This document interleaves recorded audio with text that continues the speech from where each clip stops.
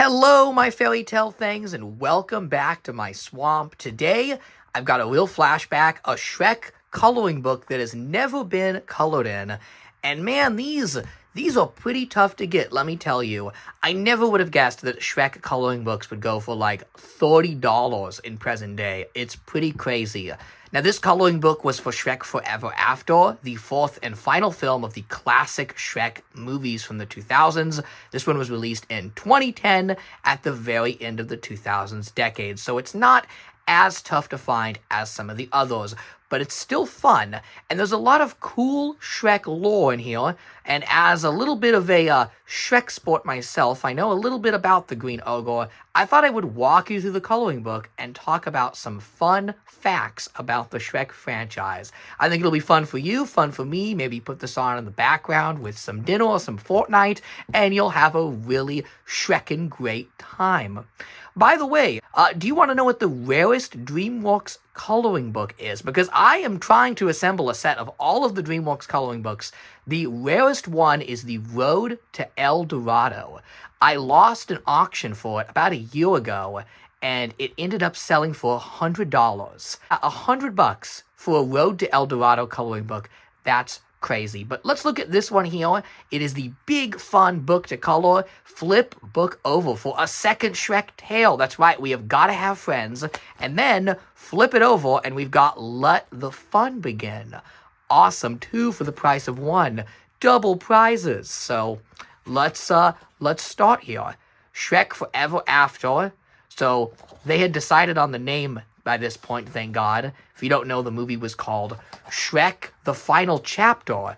Up until the 11th hour when they switched the name. It was really weird. I did a whole video about the name change if you want to learn all about that. And recently I was rewatching the Nickelodeon Shrek Marathon from 2010. Like, they did a whole Shrek weekend where it was just all Shrek Nickelodeon bumpers. And no joke, throughout every single bumper, they call it Shrek the Final Chapter. And not the actual name of the movie, Shrek Forever After. How weird is that? But we gotta get this show on the road. Hey guys, quick editor's note here. I actually messed around with the color correction and I really made these pages pop so they look absolutely awesome. So in case, my hands or the blanket look a little funky coming up, that's why. But trust me, it makes the artwork look really cool. So sit back, relax, and enjoy the awesome illustrations and fun commentary. So starting off with Shrek and Donkey and Shrek and Fiona, a lot of these are actually based off of 3D renders, or they're at least composites that combine several 3D renders across the Shrek movies. Fiona here, for example, is clearly in her Shrek the Third maternity dress when she's, pregos. Interesting. And then, oh yeah, this is Shrek 2 artwork. I believe both of these pages are actually from the Shrek 2 coloring book, so they just reused them. Fiona is not an ordinary princess. She grew up in a castle. Well, most princesses grew up in a castle. That is not a very good juxtaposition, guys. You gotta have, Fiona is not an ordinary princess, and then, she likes to kick butt and have her battling some knights. But, every princess grew up in a castle. Look how boring this page is. There's no Shrek characters. It's just castle. Just far, far away castle. And then, Fiona's feisty mother is Queen Lillian. Guys, is Lillian feisty? I think she is. She's pretty feisty. It's Julie Andrews, man. She's a legend. And then King Harold had a slimy green secret. Could it be that he is actually a frog? Spoilers for a 20-year-old movie. Fiona and Shrek now live happily in the swamp. And here we have our triplets, Fergus, Felicia, and Farkle. That's their names. How do you know who's who? Well, Felicia's the girl, so that's relatively easy to remember. And Fergus is the bald one. Farkle has hair. That's how I try to remember it. Fergus bald, Farkle hair, Felicia girl. Now you know Shrek's babies. And not just babies, but 3 burpy babies. How about that? Slugs make great pets. I hear they also make lovely beds. Felicia, Farkle, and Fergus can be real stinkers. Indeed, they can. How are you feeling about these names, by the way? My sister insists that Fergus is the worst name you could give someone. And I'm like, it's not Farkle. Farkle's a pretty bad name. But, maybe in the ogre world, the nastier the name, the stronger it is, right? A name like Farkle would be noble in the ogre world. You know, the most noble name in the ogre world would probably just be like Fart. If he was named an ogre, like Fart the Ogre, it'd be bowed down as royalty. It'd be like the most beautiful name ever in the ogre world. Okay, here is Dragon and Donkey, and here are their babies, and they parent 5 fiery donkeys, and it even lists the correct names here. Bananas, Coco, Debbie, Parfait, and Peanut. Okay, even a Shrek fan like me couldn't tell you which is which. They're all pretty interchangeable. And it seems like the crew behind the Shrek movies also got the donkeys mixed up, because in Shrek 2, there's 6 baby donkeys in the post-credit scene, and then from Shrek the Third onward, there's only 5 donkeys. So, did they forget to animate one, or is there a missing, mysterious donkey? It's one of those things that keeps the Shrek fandom awake at night, is what happened to that last donkey. Oh, and by the way, they're all named after food. You know, banana, cocoa. And I've seen some people on the internet, there's this thing called the internet, it's a series of tubes. They say that Debbie doesn't fit with the other donkeys because it's not food related. And I'm like, come on, people. Little Debbie. It's literally a little Debbie, a little baby Debbie. It's the point of the name. It's Little Debbie. Come on, haven't you ever had a cosmic brownie in your life? If you haven't had a cosmic brownie, you are not living life correctly, my friend. Okay, here is Puss in Boots. Puss in Boots, one fantastic feline, and the trio with some Shrek the Third artwork. Together, they make one trio of trouble. Now, I know this all looks very generic, but trust me, as the book progresses, it becomes very Shrek 4 specific, and I thought that was something really cool about this coloring book, is that it's specific to, I think, what is the most beleaguered entry in the Shrek franchise. The movie people really forget about. So, here is Fiona. This is cool. This is actually the Shrek 4D artwork from the ride that used to be at Universal Studios. And this is Fiona is no damsel in distress. She rescues herself. Well, except for the first movie where Shrek rescues her, and Shrek 2, where technically King Harold rescues her by switching the T. And now I do actually have to give some credit here to Shrek the Third, because while Fiona is locked up in a dungeon, she does rescue herself with the help of the Fab 5 princesses. But in Shrek 4D, which this is based off of, Fiona is captured and is the damsel. I don't know, man. I don't worry about it too much. All I know is more Fiona screen time is always a good thing. But to be fair, in the 4th movie, which this one is a tie-in to, Fiona is very strong and does rescue herself. I feel like Shrek 4 is the best Fiona representation we got. Even though it technically isn't Fiona, it's an alternate universe version of Fiona. You know, that's the version of Fiona that really lives up to the not your typical princess. She's the leader of the freedom fighters, you know, the resistance. Anyways, moving on. Here is Shrek. Shrek is not just another pretty face. What does that even mean? I mean, he does have a pretty face, right? Look at him. He looks great. And there's some Shrek Forever After artwork there. These are all based off of actual 3D renders that I think is pretty neat. And they've translated them very faithfully to 2D. You know, you lose some details, like with Wolfie here, who's looking decidedly generic. I don't know. Something about that face is just, it's not sitting right with me. But like Pinocchio, I mean, that's a really complicated design to put in 2D, and they did a good job. Alright, more of the fairy tale friends, and Gingy. I'm just kind of flying through here because there's some more interesting pages later on, like this one right here. Okay, so here we have Rumpelstiltskin with the contract, and wow, look at that. Now, unfortunately, it doesn't seem to say anything. It's just a bunch of, looks like Latin gibberish there, but still pretty ornate and detailed. Again, some graphic designer, like, really had a field day with this. It looks great. And then we have the witches. I feel like the witches are some really underrated villains in the Shrek franchise. They're pretty intimidating in the movie. Voiced by Kathy Griffin is the main witch, and then the secondary witch is actually a young Christian Shawl, a few years before she really blew up with Gravity Falls, Last Man on Earth. I mean, you're watching this video about a Shrek coloring book. You know cartoons. You know who Christian Shawl is. But yeah, she was the witch in Shrek 4.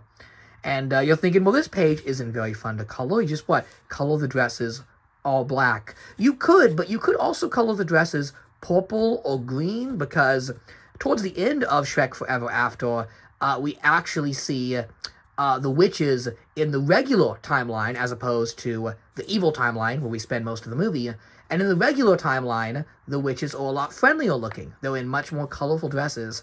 And that's something that's always really interested me about Shrek 4, is that ending sequence with the credits. That's the only time we get to see the witches and also all of the ogres in the regular timeline, and they all look a little different. They all look friendlier, their clothing is brighter. I just think that's a neat little detail they didn't have to do, but they did. They did. And here is Shrek and Rumple with him on his shoulder. It almost looks like that millennial couple meme that goes around with Shrek and Rumple. Kind of sad that Shrek 4 really only lives on through cringy memes on the internet. Like, most people remember Cookie and his chimichanga stand, but not the actual movie. But, you know, if there is one thing to take away from Shrek 4, it's that Cookie and his chimichanga stand is amazing. That's my chimichanga stand. Y'all are going to be real hungry after this raid, okay? But go on with your little speech, Fiona. Speaking of Fiona, that's the real takeaway of Shrek 4, is Fiona as a fierce warrior. And look, I'm sorry guys, but I think Fiona is hot in this movie. There, I said it. I have always had a crush on this version of Fiona. It definitely left an impression as a 10-year-old watching this movie, but I always thought she was just drop-dead gorgeous in this movie. Something about her just being this fierce leader. I mean, just look at the outfit. She looks great, man. She looks great. Some quality, plus-sized representation in media. This is the best representation of Fiona across the Shrek films. She don't need no man. She proves that, you know, even without Shrek, she can lead the resistance. But she doesn't find true love's kiss. She doesn't break the course, because the only way to break the course is Shrek. Shrek is the true love she needs to complete her life. Well, not only Shrek, but she does say in the alternate timeline that she's always wanted a little girl named Felicia. Okay, let's talk about rando ogres. So, we have a whole bunch of ogres here, and what I wanted to do was try and screen match all of these ogres with their on-screen counterparts, and that was a lot harder than I thought. With these guys here, I hate to break it to you, but they're not really in the movie. So a lot of the artwork in this coloring book is based off of poster artwork. Specifically this poster and this render right here. And what I notice is that the ogres depicted on these posters do not match up with the ones in the movie. At least not exactly. There were some very close matches. Like, let's check out this guy right here.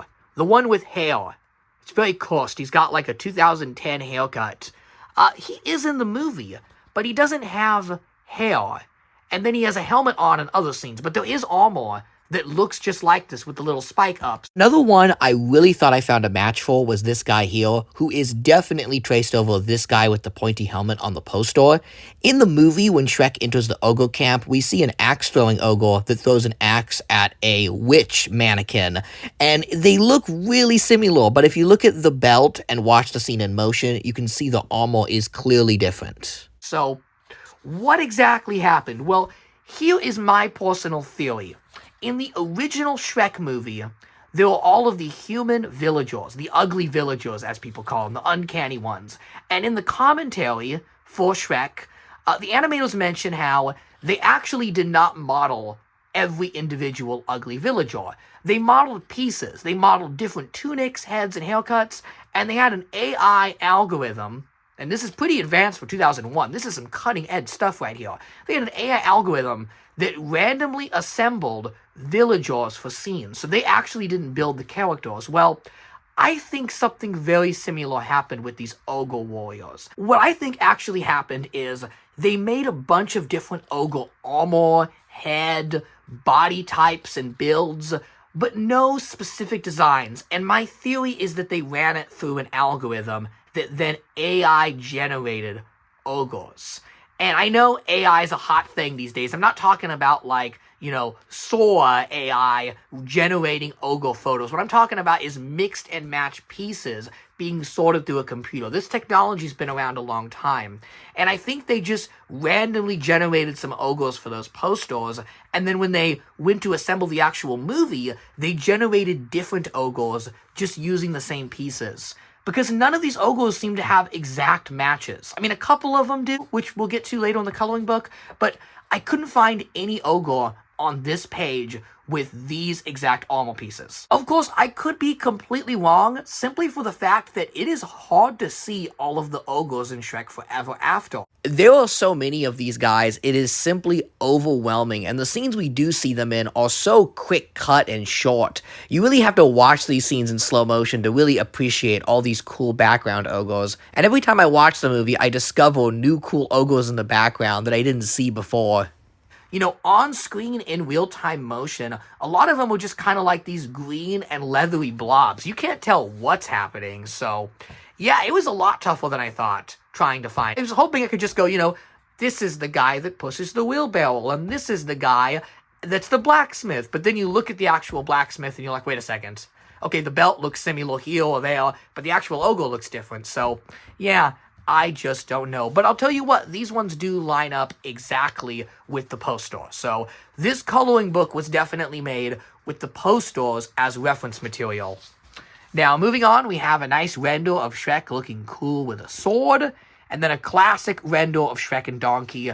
You know, one of those timeless Shrek renders that's been around forever, but not so timeless are the alternate versions of Puss and Donkey. Here's Mangy Donkey and Fat Puss. I always loved these versions of the characters. We don't get to spend a lot of time with them, but what we do have is pretty memorable. Alright, here is the trio swinging. That's pretty neat. This is also, I think, Shrek the Third era art. Shrek the Third really emphasized, like, Shrek, Puss, and Donkey as, like, the three adventuring, you know? And then they always had Fiona, like, on her own thing with the princesses, which was an interesting choice, you know? I would like to have Fiona with the group, but, you know, I just like Fiona, what can I say? Okay, there's Shrek doing the wall, and this render, man, this was one for Shrek 4 that they used forever. I mean, Scared Shrekless used it so much. This is practically the Scared Shrekless render at this point, but it was also used as reference material for a lot of toys and action figures, as we have seen on this channel. Okay, here's Gladiator Gingy. Gingy as a gladiator was a big part of the marketing for Shrek 4. He was supposed to have a full action sequence, but it was cut from the movie, so he's not in a whole lot. And spoiler alert, he dies. He really does. They kill Gingy. And then here is Rumple with his witchy babes. And here's Shrek with his sword here, looking all cool and fierce. You know, it is really a tragedy that Shrek 4 was the one that didn't have a dedicated action figure line, because, man, this design would have looked so cool as a 6-inch figure with the gauntlets and the sword. Like, you know, you had 3 Shrek movies that were comedies, and then one that is much more action than comedy. And it would have been the perfect one for a toy line. I mean, we did get toys, but they're tiny. You know, they're little things. They're not very good. Watch my video on that, by the way. If you want to learn all about Shrek 4 toys, I did talk about that. Not once, but twice, believe it or not. Okay, let's check out these guys here. So, these are some interesting ogres. They don't have names, so I'll name them for you. This is Todd the ogre, and this guy here, oh, he's looking tough. His name is Daffodil. I've decided he's Daffodil because it's unexpected. You think Daffodil is like a friendly ogre, and then boom, Daffodil shows up and he's like gonna bash your skull in. Look at him. He looks like a Roman gladiator. So, these two here, well, I couldn't find this exact guy, but there's a lot of ogres, again, that kind of just look like him. But I actually did find this guy in the movie. He appears twice. During the dance sequence where the Pied Piper hypnotizes the ogres to dance, but he has a helmet on, so you can't really tell his face. See, this is what I mean by the designs were switched up in the movie. So, I mean, this is clearly this design, but he has a helmet on, so you can't really see him that well. And then actually, at the end dance sequence, the DreamWorks dance party that we have to have in all these movies, the ogres show up in the regular timeline, and they look, like I said, they look a little friendlier, and we actually get our first full look at this character. During the last scene of the movie, he is dancing with Julie Andrews. And again, he looks very friendly and happy, as do all of the regular timeline versions of these characters. But it's good to know he exists in the proper Shrek timeline. And then here is our beloved warrior Fiona. Oh my god. Wow. What do I even say here? She looks absolutely awesome. quality. And here we have some lady ogres, or I presume are lady ogres. The one on the right definitely is. That's Gretchen from the movie. Yeah, Gretchen, voiced by the iconic Jane Lynch, who does a great job. She has a few lines in the movie, because this is a film from 2010. Of course, Jane Lynch had to be in it. Okay, so now this ogre or ogress to the left here is pretty interesting. Are you guys ready? We're going to dig into this. First, this could be a female ogress without hair, kind of like Shrek. We get a good look at all of the female ogresses during the Pied Piper dance sequence. When Cookie is dancing, they're all behind him. We see Gretchen, we see a few others.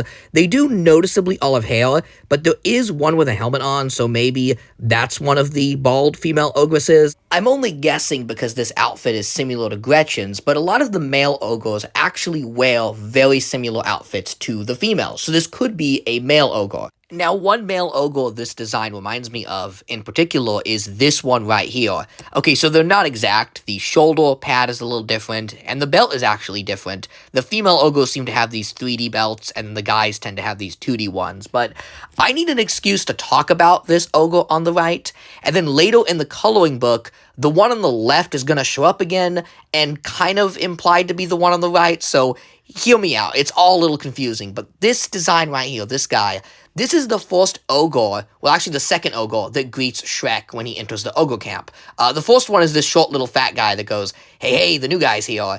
And then this guy says he's all dressed up in his Sunday best, referring to the fact that Shrek is still in his tunic, his neat clothing. He's not battle ready yet. That guy, the Sunday best guy, he is voiced by a DreamWorks editor named Brian Hopkins. And now the best way I can describe Brian Hopkins is that he's like the John Ratzenberger of DreamWorks. Remember John Ratzenberger voices a character in all the Pixar movies? Well, Brian Hopkins is all over DreamWorks, voicing various random characters from movies you love and know. Most notably, he is Big Jim in Dogman. And then in the credits for Dogman, because I did a little bit of research to confirm it's him, he's credited as Hoppy Hopkins. I don't know if that's some sort of inside joke, but I just thought that was funny, and I needed to mention it in a video. But anyways, Brian Hopkins plays this ogre, and I wanted to mention him because he is one of the few named ogres in Shrek Forever After. His name is Nimrock. Yes, Nimrock, and there is a reason for that name. Originally, Prince Charming was going to be in Shrek Forever After. Yes, that Prince Charming from Shrek 2 and Shrek the Third. And Nimrock is actually Charming with the letters rearranged. And the twist was going to be that Prince Charming had the same course as Fiona, and that he was an ogre, you know, by night one way, by day another, so on and so forth. The design that was planned for Charming, I believe, was actually reused into Brogan. So I believe Brogan was originally Prince Charming. And then in the actual movie, this guy is named Nimrock. And I don't know why. Maybe they just liked the name and they wanted to reuse it.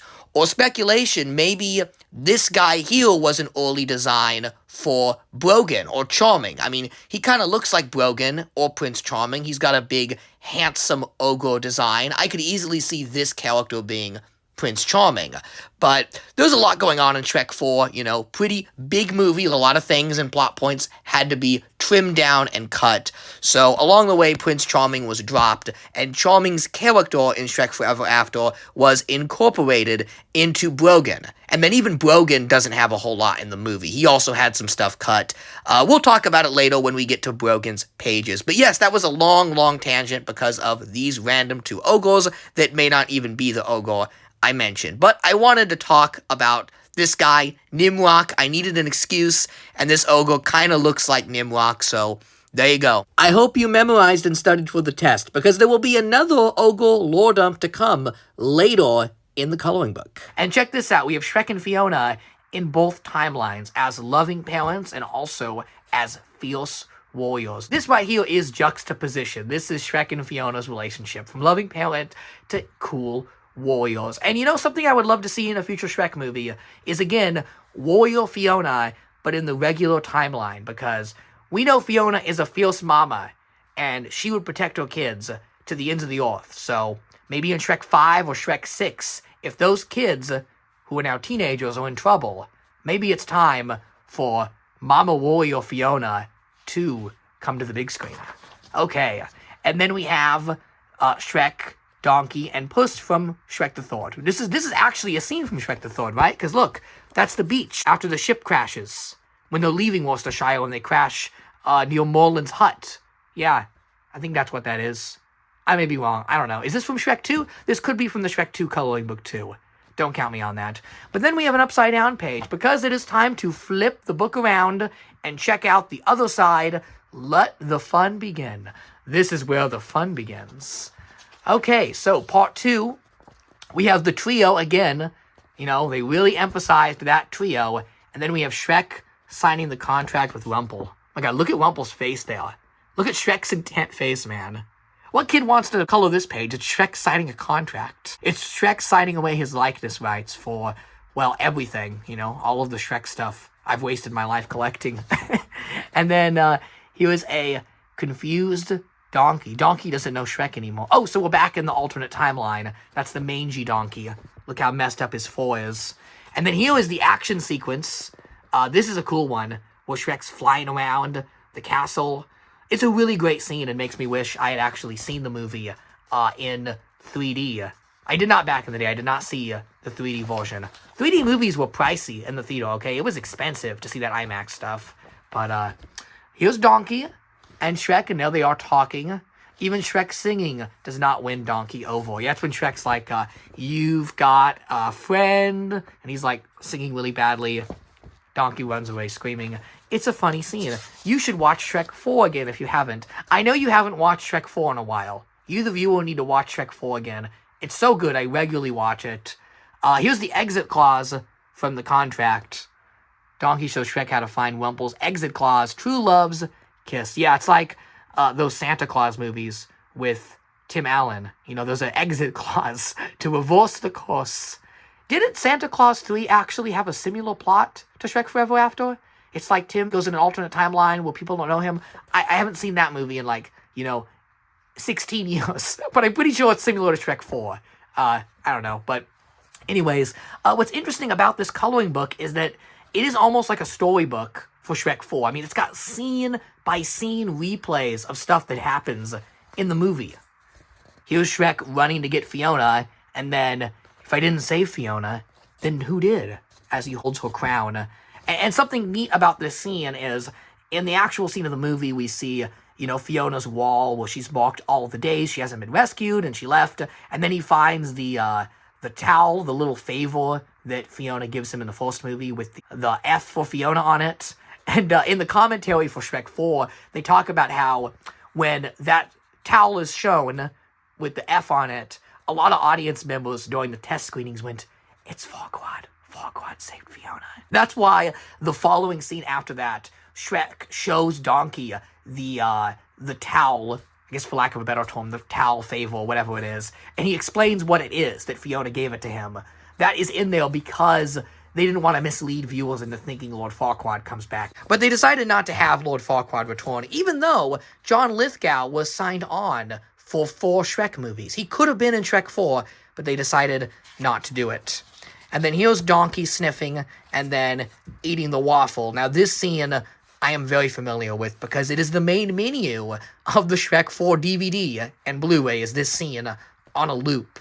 You know, that was one thing Shrek 4 did wrong, is it removed the interactive menus. The first 3 Shrek movies all have these amazing DVDs with interactive menus, and Shrek 4, I wouldn't say it's a basic menu. It's not as terrible as DVD menus are today, but it's just a little boring. You know, it plays scenes throughout the movies with little flashy animated menu graphics. It is a lot better than what we see today, you know, with the sad movie releases. I got the Puss in Boots Last Wish DVD. Oh man, that is sad. That has a really sad main menu, but thankfully it does have special features. Alright, so there's a lot of Ogre action happening on this page, so let's break it down from left to right. We're going to start with Cookie, the ever iconic Cookie, okay? He's gonna make you his chimichangas. Yes, this is the chimichanga stand Ogre, voiced by the iconic Craig Robinson. And then we have an unnamed Ogre here. Again, this could be Nimrock because of the belt, but it could also be a female Ogre that's bald. And I tend to notice that a lot of the female Ogres are fully clothed. They don't have a lot of skin showing as opposed to the guys who usually are showing a bit more muscle. Of course, that logic of, well, the guys show more than the girls goes out the window when you have Brogan here wearing a full outfit. So again, it's really hard to identify these ogres. It's just based off of artwork from the poster. The mystery is, did all of these characters from the poster art make it into the movie? And I think the answer to that is no, because some of these characters in the posters I cannot find in Shrek Forever After for the life of me. Of course, this video is an active discussion. Some of you out there are going to be more knowledgeable about this than me. So let me know in the comments if you did find these ogres in the movie. But this guy right here, I mean, he's literally the same drawing from earlier in the book. So that's the one that dances with Julie Andrews at the end of the movie. It's the same dude, same drawing. And then, of course, we have Brogan, voiced by John Hamm. He's probably the most prominent of the ogres in the movie, but he doesn't really do a whole lot now, does he? He's not as memorable as, say, Cookie. Well, originally, he was going to have a planned love triangle between Shrek and Fiona. He was going to be implied to be dating Fiona. There was a deleted scene where he puts Fiona's thigh dagger on. So Fiona, in the alternate universe, she has that dagger attached to her thigh. And there would have been a scene where he's like, "Here, Fiona, let me put on your thigh dagger," all suggestively, and Shrek was going to be all upset. We have never seen this scene. It has never been released. Hashtag release the thigh dagger cut. Man, I got problems. But there he is. There is the Chad ogre, for lack of a better term. He is like an internet Chad, right? Look at that chiseled jawline, those shoulders, that body type. He's so dreamy. He's Brogan, man. He's the best of the best ogre. But I guess in the regular timeline, he's a glam rocker. I like to believe that ending wasn't just a bit for the party. Like, if you look at Brogan's outfit near the end of the movie, when they're doing the musical session, he's got like zebra print leggings on. So I've always kind of believed that in the regular timeline, Brogan is just a glam rocker. Like, that's just what he became. He's in a band with Gretchen and Cookie, right? They're all in a band together. They're total punk rockers, right? It's awesome.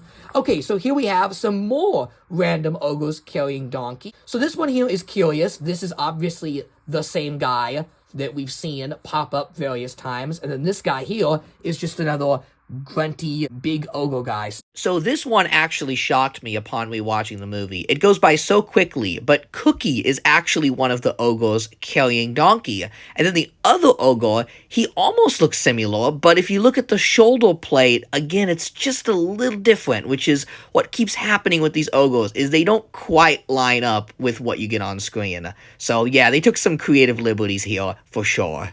Okay, now we got Fiona here. Look at her with the torches behind her, the hot flames. She's about to eliminate a contestant off of Survivor. A tribal council has spoken. Nimrock, you've been eliminated. Here's Shrek going to surprise Fiona. And I love how he makes the frog balloon again. Like, he literally thinks he can replicate the success of the first movie, which is funny. Maybe a little bit of meta commentary there with DreamWorks thinking they can replicate the success of Shrek 1 with this movie. And sadly, Shrek 4 was the least successful of the Shrek movies. It still made $700 million, but it did not crack $1 billion, which I felt like it could have back then. And then here is Fat Puss in Boots. I mean, look at him. What else can I say on Fat Puss other than we love him? Such a great design, such a chonky boy, an absolute unit of a character right there. Here's Shrek serving the stew. Again, not much to say here other than scene-specific. Okay, so this page required some detective work. Let's start off with the ogre on the right. This is the same ogre we saw earlier in the book that I speculated had a connection to Nimrock. Because this scene in the movie where Donkey is telling the jokes at the ogre camp, we see Nimrock laughing at Donkey's joke in an up-close shot. And again, the facial features on this character really resemble Nimrock. And then we have this meatball ogre-looking guy in the back here. Boy, we gotta talk about this guy right here. He pops up quite often through Shrek Forever After. He is all over the place in the movie. Any shot that has the main speaking ogres, which are Gretchen, Brogan, and Cookie, this guy is right off to the side. And he actually does have a few lines of dialogue. When Shrek arrives at the ogre camp, he is the first ogre that greets Shrek. He goes, "Hey, new guy." Something like that. And then if you remember the scene where Shrek tries to give Fiona the box of slugs that looks like a Valentine's Day box of chocolates and she rejects it, The scene after that, that box is thrown onto the dinner table, and all the ogres lunge for the box of chocolates. And this guy right here, he says, anyone that knows Fiona knows this type of stuff ain't gonna work on her. He says something just like that. And then Gretchen walks by and eats one of the slugs, and she goes, but it works on me. So, like, who is this guy? He's got some lines of dialogue, and then he just disappears. At the end of the movie, when we can finally see all the ogres in natural sunlight at Shrek's house, literally the only time we can see these characters clearly, he's nowhere to be seen. Well, there's like some bigger ogres we see the backs of, but I don't know if that's him or not. Who the heck is this guy? Well, this is where the Shrek Wiki comes to the rescue. I found a page on him, and his name is Creekra. Yeah, Creekra the Ogre. According to Wiki Shrek, he is one of the strongest members of the Resistance, despite being a hunchback and severely deformed. Man, people still debate or not whether his head is a tumor. That's kinda mean. That's some pretty interesting lore there. So I decided to do some more digging because I wanted to know who voiced the guy. The wiki says it's Walt Dorn, which I could see because Walt Dorn was the head of story on Shrek 4. He also is the voice of Rumpelstiltskin. Yeah, he's Rumpelstiltskin.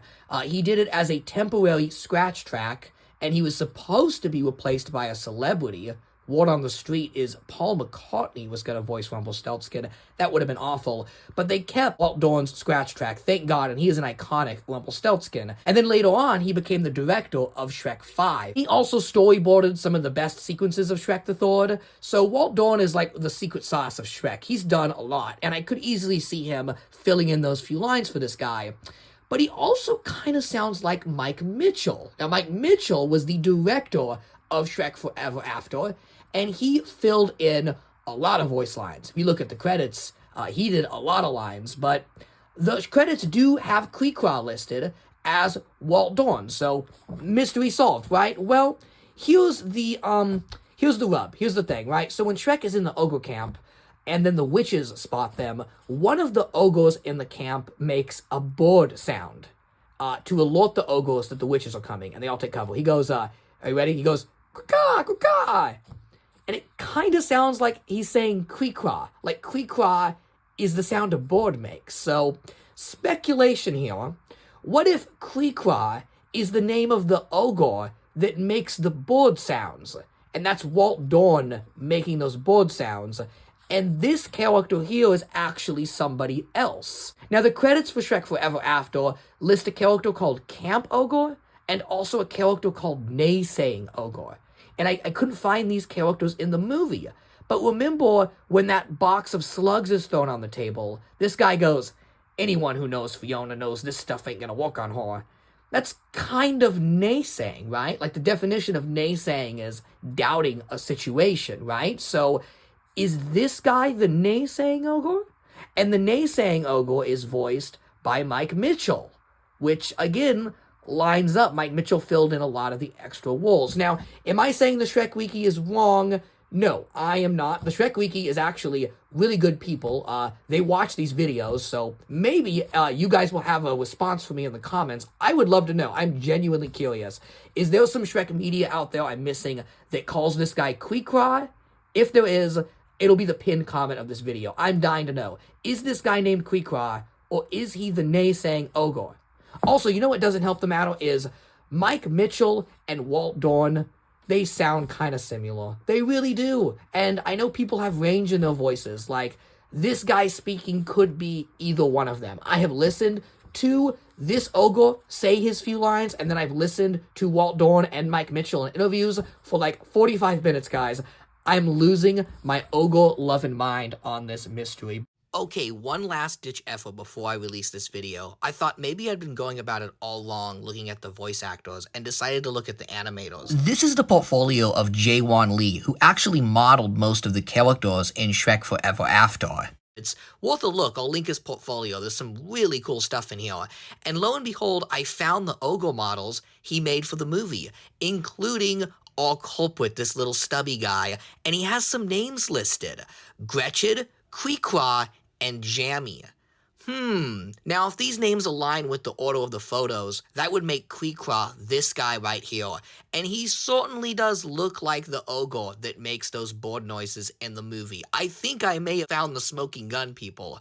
The only problem is Jammy. If his name really is Jammy, then why isn't it listed as such in the credits of the movie? This character has quite a few lines of dialogue, at least 3 or 4, enough where in any movie he would be guaranteed a spot in the credits. I feel like the more I dig into this mystery, the more questions I have and the more the plot just thickens. I propose a solution. Why don't we call this guy Krikra the Naysayer as like a title, kind of like Bloodnut the Flatulent?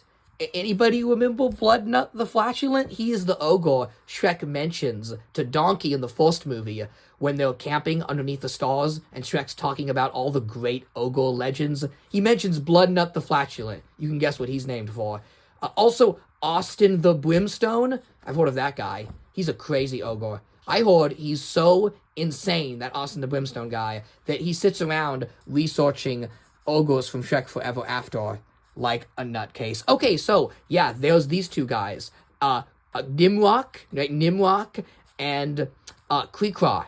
Krikra, the naysaying ogre, possibly. So, I hope you're studying. There's going to be a test on the ogres. If you don't pass, you'll be cooked into weed rat stew, which will also have eyeballs mixed in. Or you'll be the eyeball martini and the weed rat stew. You'll be in both. It's complicated. You'll find out when we get there. Okay, here's Donkey doing his thing with the eyes. And this bit is actually based off of an inside joke at DreamWorks, where one of the animated scenes rendered wrong and Donkey's eyes appeared through his nostrils. So, very funny that an animation error is now a joke. So that's pretty fun. Oh man, look at Brogan here.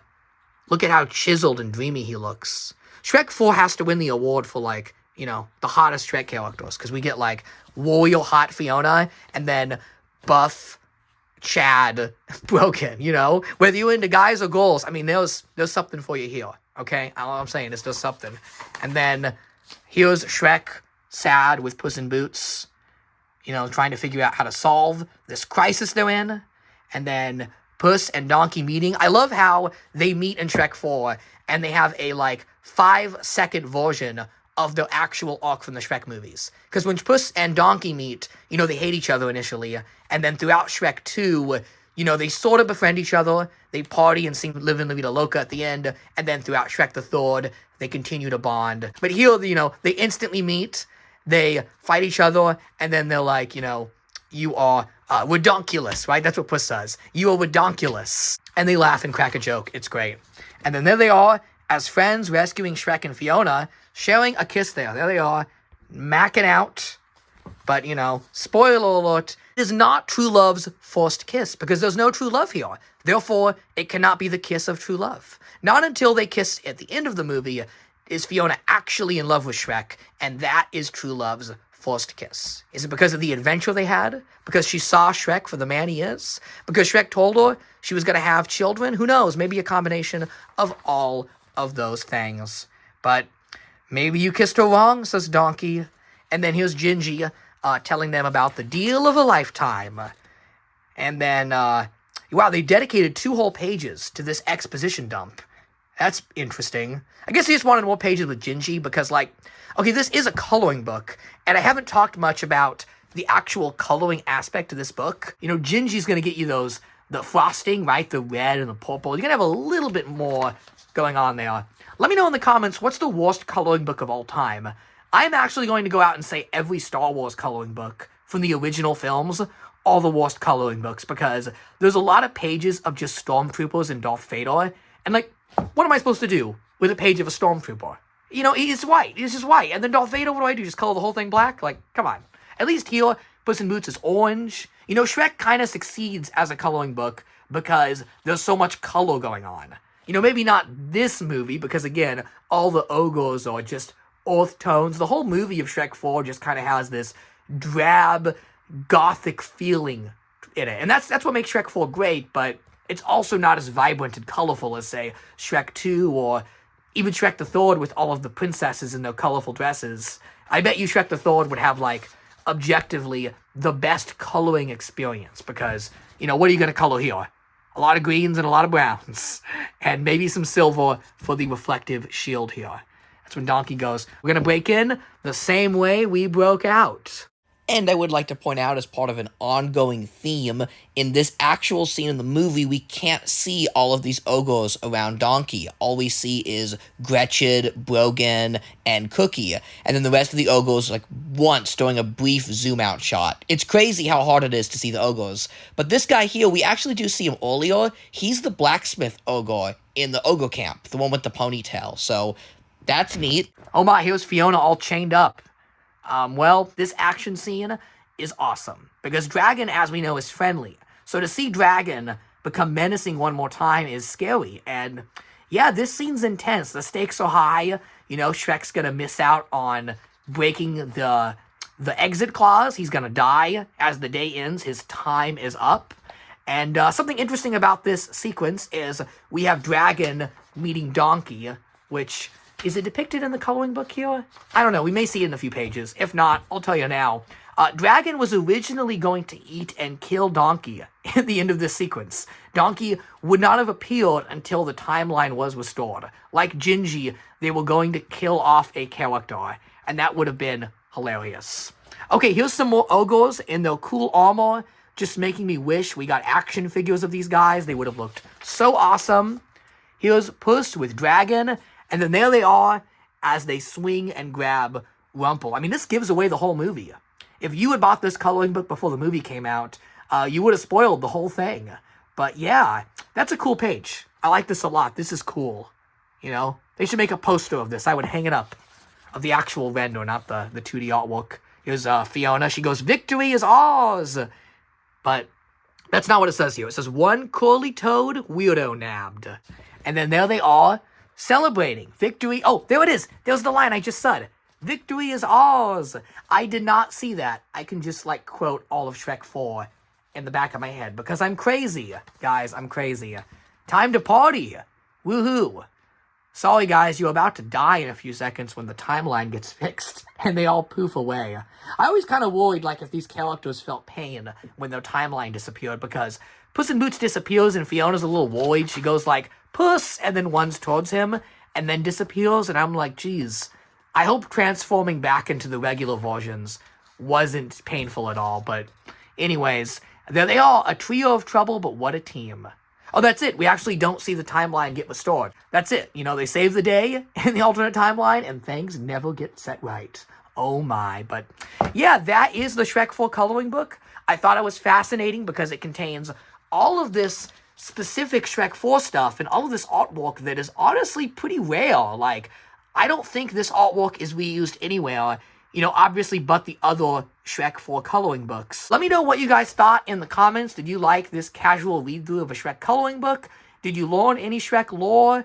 I've got problems, man. I know everything about Shrek, God help me. Not everything, but enough where it is a problem, folks. I've watched these movies too much, especially Shrek 4. It's one I kind of have a soft spot for because, it does feel like the forgotten stepchild of the Shrek franchise. It's a movie that needs more love. But anyways, that's all I've got for today. Thanks for watching and listening to a grown man read a coloring book and talk about the Shrek movies obsessively.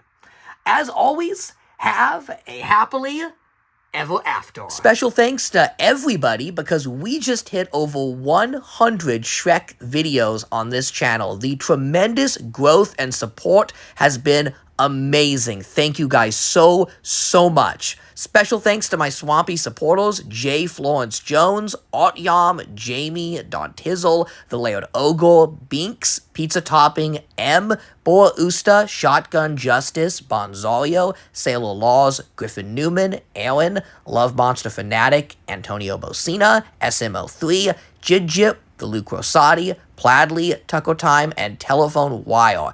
Wow, again, it means the world to me, the growth this channel has seen. From the bottom of my swampy heart, thank you, and thanks for watching the video all the way until the end.